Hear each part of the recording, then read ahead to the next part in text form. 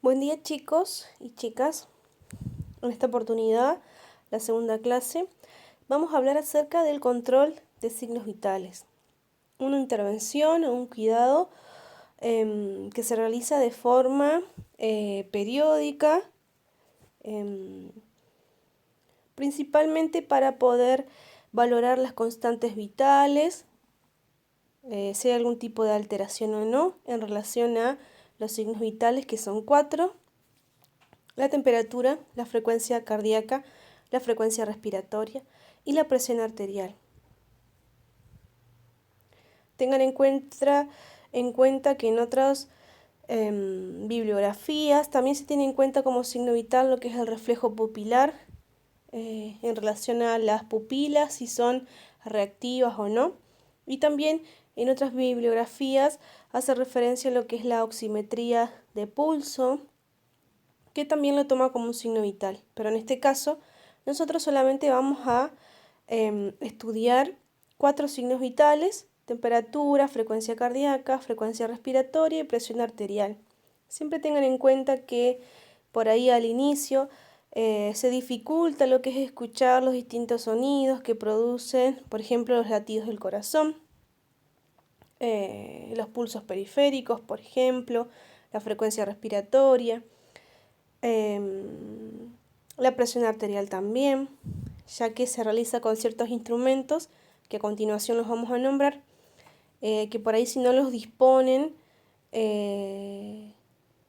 en su lugar de trabajo, si no los dispone el propio paciente, para que ustedes los puedan cuantificar y valorar los signos vitales, se hace un poco complicado para que ustedes puedan aprender a escuchar estos sonidos. Pero si tenemos la oportunidad de tener alguna clase presencial, vamos a realizar lo que es el control de signos vitales, así ustedes tienen práctica en relación a esto. A su vez también vamos a hablar sobre parámetros normales de los signos vitales y parámetros alterados, y también de las técnicas de cada signo vital, cómo se controlan de forma adecuada. Primeramente vamos a expresar qué son los signos vitales. Y son señales o signos o reacciones que presenta un ser humano, las cuales van a revelar las funciones básicas del organismo. Estos signos, a su vez, van a variar de un sujeto a otro e incluso en el mismo individuo, en distintos momentos del día. Poseen límites que pueden considerarse parámetros normales, y estos a su vez se ven afectados por numerosos factores, por ejemplo, biológicos, psicológicos y sociológicos. Estos límites y factores es importante que el profesional los conozca con exactitud para poder valorar el estado de salud o el estado clínico de esos pacientes. De esa manera podrá brindar los cuidados que se requieran y posteriormente evaluar los resultados a partir de los valores obtenidos. Antes de realizar el control de signos vitales y antes de realizar cualquier técnica o procedimiento en el paciente, que es importante llevar a cabo lo que es el lavado de manos social, el cual lo realizamos con cualquier tipo de jabón líquido. Va a tener una duración de 15 a 30 segundos y el cual tiene a su vez la finalidad de reducir lo que es la flora transitoria que se acumula en las manos, en ambas manos del profesional. ¿Qué es la flora transitoria? Son todos aquellos microorganismos que vamos adquiriendo a medida que vamos tocando distintas superficies rígidas, por ejemplo. Y a su vez se nos van incorporando en ambas manos estos microorganismos, y que es importante que podamos realizar lo que es el lavado de manos social con un jabón líquido de 15 a 30 segundos para evitar lo que es la transferencia de esos microorganismos al paciente, y a su vez también favorecer lo que es la relación terapéutica, favorecer la confianza con ese paciente. Y también es importante explicar el procedimiento que vamos a realizar o la técnica, y a su vez presentarnos ante el paciente. Los signos vitales son 4 signos vitales, como os nombré anteriormente. Tenemos la temperatura corporal, que se abrevia TC, la frecuencia cardíaca FC, la frecuencia respiratoria FR y finalmente lo que es la presión arterial PA. Las abreviaturas Es importante que ustedes las tengan en cuenta porque a medida que va transcurriendo lo que es el desarrollo del Power, voy colocando, por ejemplo, frecuencia cardíaca, FC, frecuencia respiratoria, FR, y así sucesivamente con los demás signos vitales. En relación al primer signo vital, por ahí tengan en cuenta que si es la primera vez que escuchan hablar de esta terminología, es importante que lo puedan volver a releer, así ustedes ya van incorporando lo que es esta terminología, así luego se les hace más fácil el momento del examen o del parcial. En relación a lo que es la temperatura, es el equilibrio entre la adquisición y la pérdida de calor del cuerpo. Esta a su vez puede variar de acuerdo a la edad del paciente, a si realiza o no actividad física o ejercicio, al consumo de distintos alimentos, a la hora del día también, al nivel de estrés, si tiene estrés esa persona, al ambiente o al medio ambiente o al clima también. El valor normal de la temperatura corporal es entre 36 y 37 grados centígrados. A su vez, generalmente la temperatura se controla en lo que es la temperatura axial. Pero también podemos realizar la medición en lo que es la temperatura bucal, que vamos a colocar el termómetro en la boca, y también la temperatura rectal. Lo que es la temperatura rectal se controla principalmente en lo que son los recién nacidos y los pacientes pediátricos. En relación a la terminología, podemos decir que menos de 35 grados centígrados lo vamos a denominar hipotermia. Entre 37 y 37,5 grados centígrados los vamos a denominar subfebril. Mayor a 37,5 grados centígrados lo vamos a denominar febril y mayor a 41 grados centígrados lo vamos a denominar hiperpirexia. Esos son algunos términos en relación a valores alterados de lo que sería la temperatura corporal. ¿Cómo nosotros vamos a realizar lo que es el control de la temperatura corporal? Primeramente, vamos a realizar el lavado de manos social, que lo nombramos anteriormente. Recuerden, con una solución jabonosa común, un jabón líquido, de 15 a 30 segundos vamos a frotar ambas palmas de las manos y para poder retirar o eliminar todos los microorganismos que hayamos adquirido a medida que vamos tocando distintas superficies rígidas. Después vamos a preparar una bandeja con los elementos a utilizar, principalmente torundas de algodón, alcohol y el termómetro digital. El alcohol se utiliza para realizar la desinfección previa de este instrumento, o sea, del termómetro digital. Vamos a dirigirnos a la habitación del paciente, vamos a presentarnos si es la primera vez que vemos a ese paciente y vamos a explicar el procedimiento que vamos a realizar. Y a su vez vamos a pedir la colaboración del mismo. Previamente realizar la asepsia del termómetro con algodón embebido en alcohol, luego preguntar al paciente si desea que le coloquemos el instrumento a nosotros o si prefiere que él mismo lo realice. Luego vamos a colocar el termómetro en la axila del paciente y después el brazo y el antebrazo en el tórax, con la finalidad de mantener el termómetro en su lugar y realizar una correcta medición. Posteriormente vamos a dejar el termómetro en la axila durante 3 a 5 minutos, luego retirarlo. Observar el valor en la pantalla digital del termómetro y registrar el mismo. Luego recuerden que debemos realizar una segunda asepsia del termómetro para dejarlo en óptimas condiciones.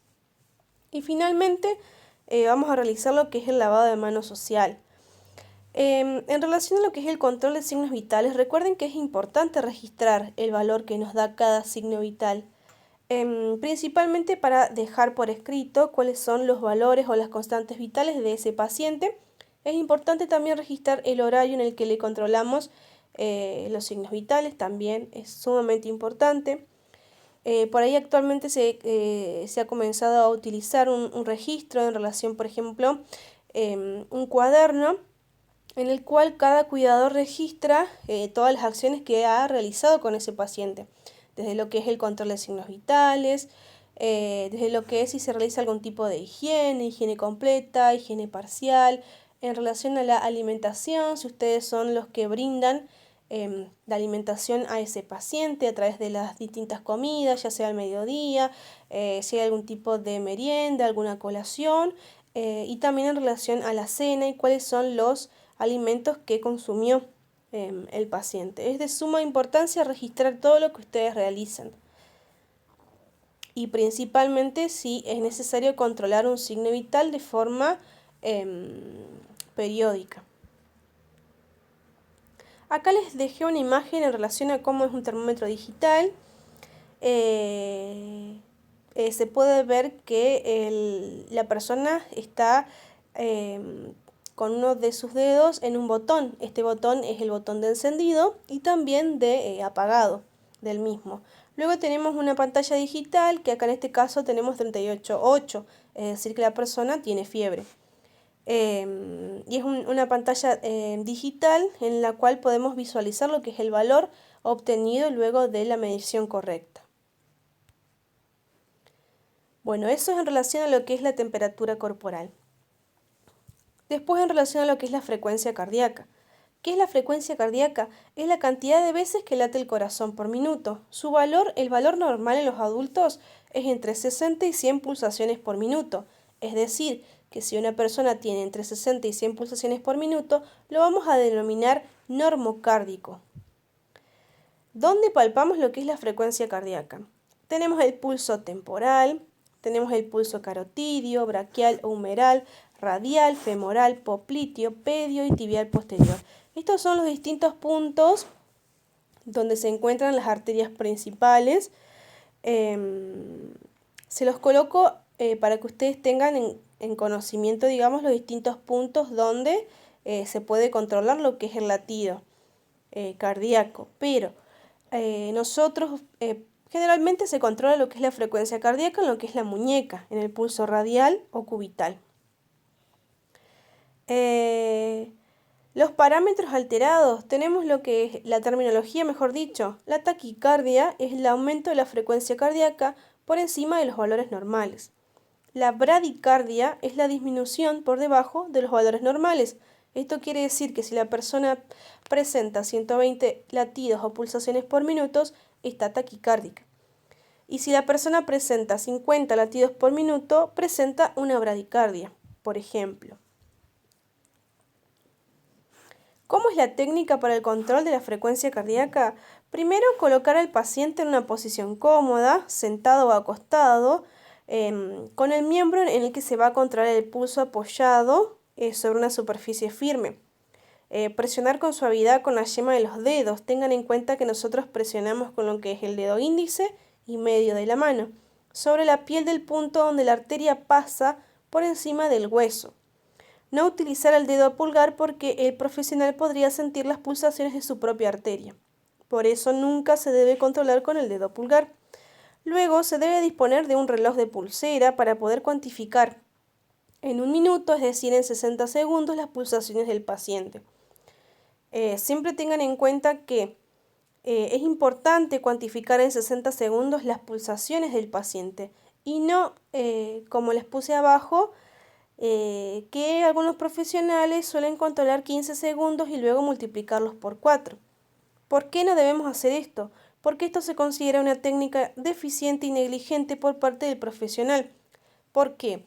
Porque, por ejemplo, puede pasar que en esos 45 segundos restantes que nosotros no controlamos la frecuencia cardíaca, ya que multiplicamos por 4 los primeros 15 segundos, puede pasar que en esos 45 segundos restantes puede tener algún tipo de alteración la persona y nosotros no la pudimos visualizar o constatar o valorar, ya que realizamos esta técnica de multiplicar por 4.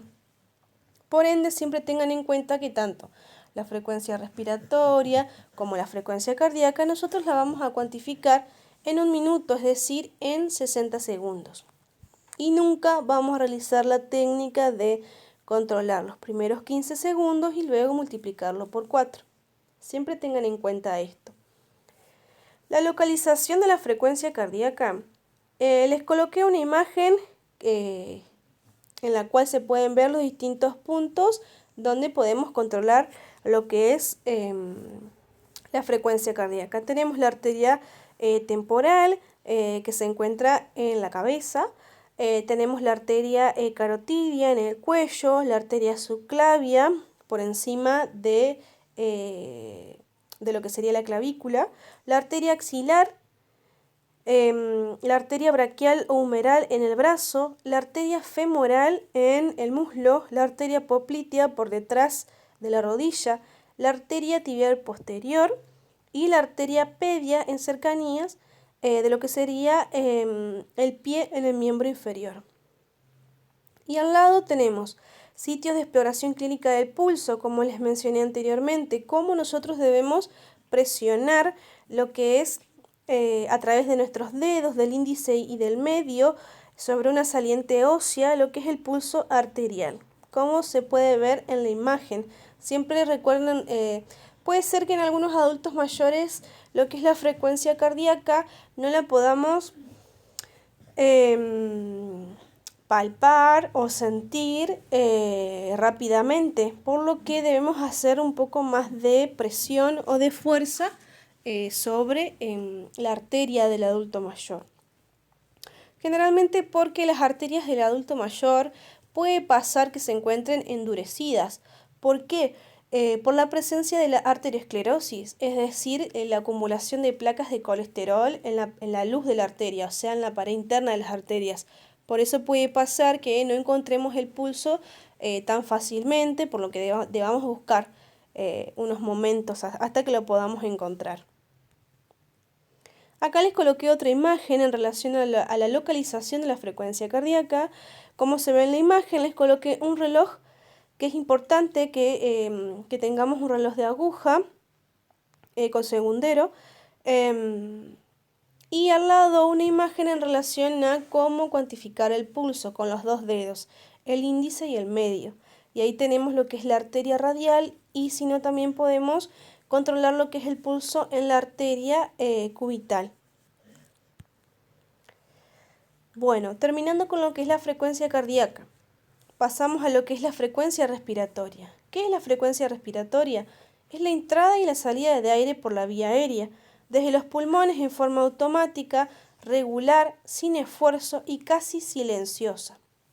¿Cuál es el valor normal de la frecuencia respiratoria? Entre 2 y 20 respiraciones por minuto. Eso quiere decir que la persona está eupneica, es decir, que presenta una frecuencia respiratoria normal. Luego tenemos alteraciones en relación a la frecuencia respiratoria, como en todos los signos vitales. Vamos a llamar taquipnea al aumento por encima de los valores normales. Vamos a llamar bradipnea a la disminución por debajo de los valores normales. Esto quiere decir que si la persona presenta 25 respiraciones por minuto, quiere decir que se encuentra taquipneica. Si una persona presenta 9 respiraciones por minuto, eso quiere decir que se encuentra con una bradipnea. En relación a otras terminologías que podemos utilizar o que pueden escuchar de forma frecuente, la disnea es la dificultad para respirar y la apnea es la ausencia de respiración. En relación para que ustedes puedan recordar esta terminología, por ahí los pueden asociar, por ejemplo, la disnea, la D del inicio de la palabra, la asocian a una dificultad, y la apnea en relación a la primera letra de esta palabra, la A, la pueden relacionar con ausencia.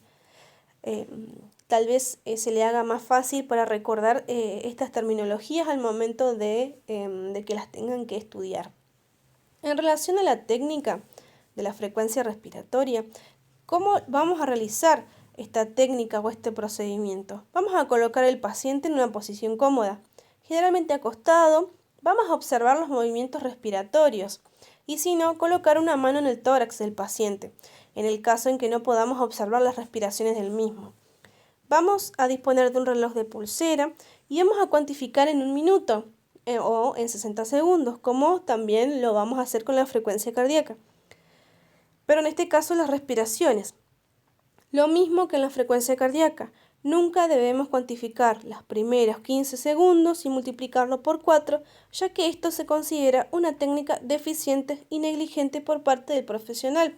Es decir, si nosotros cuantificamos solamente 15 segundos de la respiración del paciente y el resto, o sea los 45 segundos restantes, no los cuantificamos, puede ser que en esos 45 segundos restantes puede haber algún tipo de dificultad en la respiración del paciente que nosotros no vamos a poder observar o valorar del mismo. Acá tenemos una imagen a modo de ejemplo en relación al control de la frecuencia respiratoria, en la cual se puede ver cómo el profesional tiene un reloj y va a cuantificar. Por ahí lo que pasa con la frecuencia respiratoria es que si nosotros le decimos a la persona o al paciente que vamos a cuantificar lo que son las respiraciones, por ahí puede ser que se ponga nervioso o ansioso o temeroso y puede ser que se produzca algún valor alterado solamente porque se encuentra nerviosa la persona.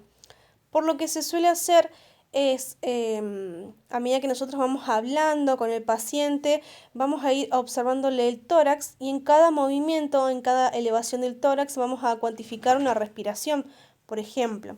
Por ahí se suele dificultar al inicio, si no tenemos tanta práctica en relación a esto, y si no podemos cuantificarla en relación a lo que es la observación del tórax, podemos colocar lo que es la mano, nuestra mano en lo que es siempre pidiendo permiso al paciente para poder cuantificar las respiraciones del mismo. Y finalmente lo que es la presión arterial en relación al significado de la misma. Por ahí puede ser el signo vital más complicado para controlar, ya que es necesario agudizar lo que es el oído para poder escuchar con el instrumento que es el estetoscopio. ¿Qué es la presión arterial? Es la fuerza que ejerce la sangre contra las paredes de las arterias. La presión máxima es la presión sistólica y la presión mínima es la presión diastólica. El valor normal es entre 120 y 80 milímetros de mercurio. Como en todos los signos vitales, podemos observar alteraciones. En este caso, la hipertensión arterial. Siempre recuerden que cualquier concepto que empiece con hiper hace referencia a un aumento, es decir, que hay un aumento por encima de los valores normales. Y después tenemos lo que es la hipotensión arterial. Hipo hace referencia a lo que es un sufijo en relación a la disminución.